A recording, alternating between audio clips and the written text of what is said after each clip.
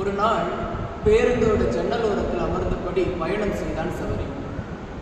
அவனுக்கு பயணம் செய்யும் பொழுது சின்ன வயசுல தம்பி கூட சண்டை போட்டதெல்லாம் ஞாபகம் வந்தது. அண்ணனும் தம்பியும் ஜன்னல் சீட்டுக்குன்னா அவ்வளோ சண்டை போடுவாங்க. என்ன சொல்றது, அவன் தம்பி காலம் போன போக்கில் மனசு போன பாதையில் சென்று போதையை எடுத்து அவனுடைய வாழ்க்கையை மாற்றிக்கிட்டான். போதையால் இப்போ அவன் படுத்த படுக்கையாயிட்டான். தன்னோட சின்ன வயசு நிகழ்வுகள்லாம் நினச்சி கண்ணோரத்தில் கண்ணீர் வழிய ஆரம்பித்தது சபரிக்கு. அப்படியே பயணம் செய்து கொண்டிருந்தான். தம்பி சொல்கிறதெல்லாம் கேட்காம ஸ்கூலுக்கு கட்டடிச்சுட்டு மற்ற ஃப்ரெண்ட்ஸோடு சுத்த போகிறதும் அதனால் பிரச்சனைகளை எடுத்துகிட்டு வர்றதும் அவனுக்கு ஞாபகம் வந்தது. பயணத்தை முடித்து வீட்டுக்கு வந்தான் சபரி. அண்ணனை பார்த்ததும், தம்பி வெளியே கூட்டிகிட்டு போறியா, உலகத்தை பார்த்து ரொம்ப நாள் ஆச்சு அப்படின்னு சொல்லி தம்பி கேட்டான்.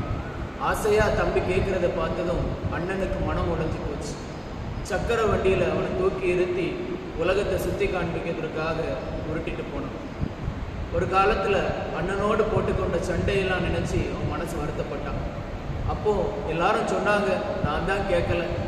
உயிருக்கு உயிராக இருப்பேன்னு சொன்ன நண்பர்கள் எல்லாம் இப்போது இந்த காலத்தில் யாருமே என்னை பார்க்க வரல, நிற்கதியாக விட்டுட்டு போயிட்டாங்களே அப்படின்னு சொல்லி வருத்தப்பட்டு அவனும் கண்ணீர் வடித்தான். ஒரு நாள் தேர்வுக்கு கொடுத்த பணத்தை தேவையில்லாமல் குடிக்கிறதுக்கு பயன்படுத்திட்டு ஃப்ரெண்ட்ஸோட நேரத்தை செலவழித்து வண்டியை யார் வேகமாக ஓட்டுறா பார்ப்போன்னு சொல்லி வண்டியை வேகமாக ஓட்ட போய் திசை மாறி போய் தடம் தெரியாமல் அங்கேயும் இங்கேயுமா மோதி அடி வாங்கி படுத்த படுக்கையில் ஆயிட்டான். இப்போ அவனுக்கு வாழ்க்கை மொத்தமாக சக்கரை நாற்காலியில் தான் போய்கிட்டு இருக்கு. அப்படியே பயணம் செஞ்சு போயிட்டு இருக்கும் பொழுது ஒரு இடத்துல வரும்போது அங்கே வீட்டுக்கு வெளியே பாத்திரமாக கிடந்தது. அந்த பாத்திரத்தெல்லாம் எடுத்து ஒவ்வொன்றா வீட்டுக்குள்ளே சேர்த்துக்கிட்டு இருந்தார் கணவர். மனைவி, இந்த ஆளுக்கு இதே வேலையாக போச்சு, ராத்திரி ஆனால் குடிச்சிட்டு வந்து பாத்திரத்தெல்லாம் எடுத்து வெளியே போடுறான், பகலில் ஆனால் அவளை பாத்திரத்தை எடுத்து உள்ளே போடுறான், இந்த ஆளுக்கு வேறு வேலையே இல்லை அப்படின்னு சொல்லி அவரை திட்டிக்கிட்டு இருந்தான். இதை பார்க்கும் பொழுது தன்னுடைய சின்ன வயசில் நடந்தது அவனுக்கு ஞாபகம் வந்தது. சின்ன வயசில் ஒரு நாள் ஜன்னலோரமாக வெளியே பார்த்துக்கிட்டு இருந்தான்.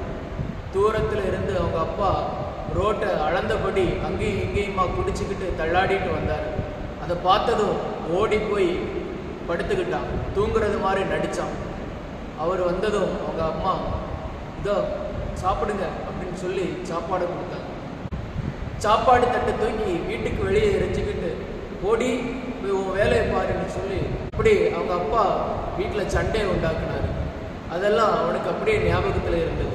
சின்ன வயசில் அப்பாவை கண்டாலே அவன் துடிச்சு போவான்.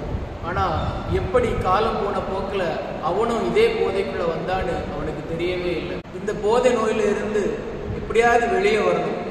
இந்த போதை நோயால் பல குடும்பங்களும் சித்திரவதைப்படுதுங்கிறத அவன் புரிஞ்சுக்கிட்டான். இதுக்கெல்லாம் என்ன பண்ணுறது, என்னால் இந்த போதை நோயாளிகளுக்கு எந்த மாதிரி உதவ முடியும் அப்படின்னு சொல்லி சிந்திச்சான். அப்போதான் மது மறுவாழ்வு மையங்களை தேடி கண்டுபிடிச்சு அங்கே போய் அவங்களுக்கு தன்னாலான உதவியை செஞ்சான். ஒரு தன்னார்வலராக மாறினான். தன்னுடைய பணியால் மற்றவங்களுக்கு ஒரு முன்மாதிரியான வாழ்க்கையை வாழ ஆரம்பித்தான்.